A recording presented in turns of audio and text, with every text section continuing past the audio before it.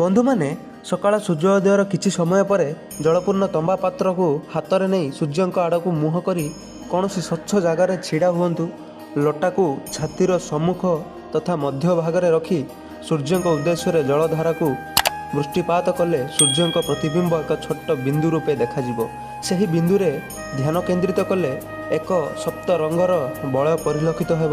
ଏହି ପ୍ରକାର ସୂର୍ଯ୍ୟଙ୍କ ପ୍ରତିବିମ୍ବ ଉପରକୁ ଦୃଷ୍ଟି ଏକାଗ୍ର କଲେ ସୂର୍ଯ୍ୟ ବୁଦ୍ଧି ଶକ୍ତିର ସ୍ୱାମୀ ଅଟନ୍ତି।